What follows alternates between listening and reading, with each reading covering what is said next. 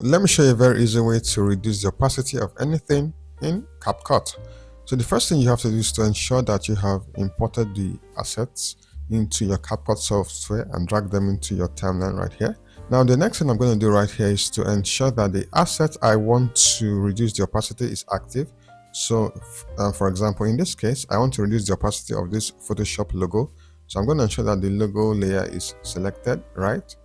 Next up, I'm going to ensure that I have the video tab selected right here.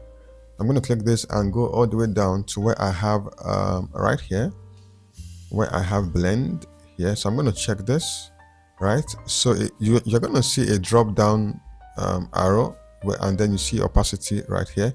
So all you need to do is just to take the opacity slider back. So let me zoom out. So as you can see, as I take the opacity slider backwards, the opacity of the clarity of the logo reduces, right? So you can just adjust it to whatever level of opacity that you desire. So this is how you can reduce or increase the opacity of any asset using your CapCut application. So thanks for watching. Like, share and subscribe.